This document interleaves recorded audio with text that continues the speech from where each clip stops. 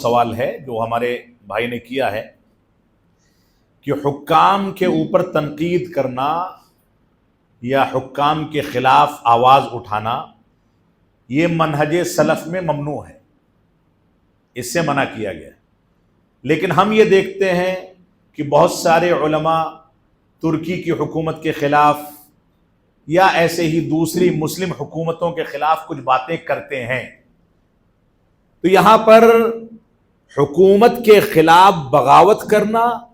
یا حکومت کے غلط موقف کے خلاف بیان دینے میں فرق ہے۔ ترکیہ میں یا ایسے ہی مصر میں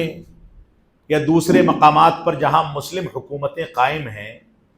وہاں کے حکام کا بہت سی جگہوں پر صوفی عقیدہ ہے، کہیں اخوانی عقیدہ ہے، کہیں وہ رافضی ہیں، کہیں شیعہ ہیں، کہیں خارجی ہیں اور کہیں صوفی ہیں۔ تو جن حکام کا یا جس ملک میں جو نظام چلتا ہے اس ملک کا اگر کوئی عقیدہ غلط ہے یا منہج سلف کے بارے میں کوئی غلطی کرتے ہیں وہاں کے حکام یا علماء، تو ہم اس حاکم یا عالم کی مخالفت نہیں کر رہے بلکہ اس موقف کی مخالفت کر رہے ہیں جو موقف اسلام کو غلط رخ دیتا ہے۔ لہذا اگر اسلامی بنیادوں، اسلامی عقائد کے خلاف یا اسلامی بنیادوں کے خلاف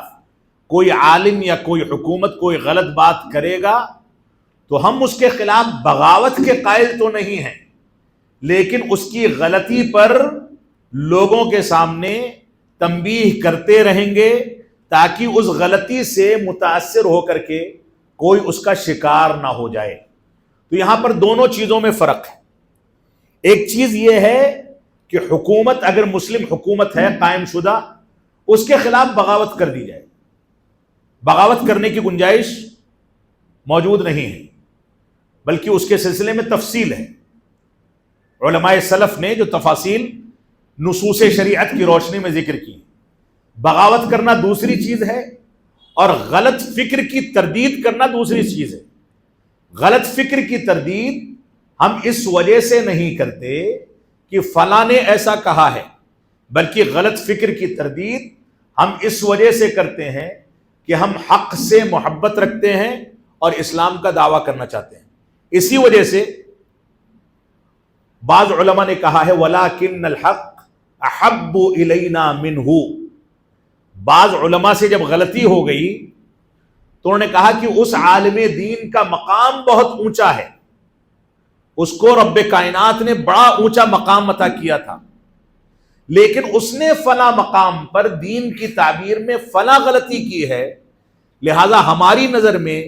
وہ عالم دین محبوب تو ہے لیکن حق اس سے زیادہ محبوب ہے، لہذا ہم حق کی وضاحت میں اس کی تردید کریں گے تاکہ غلط عقائد دنیا کے سامنے متعارف نہ ہونے پائیں۔ یہ ہمارا موقف ہے۔ اللہ رب العالمین ہم کو اس پر ثابت قدمی عطا فرمائے۔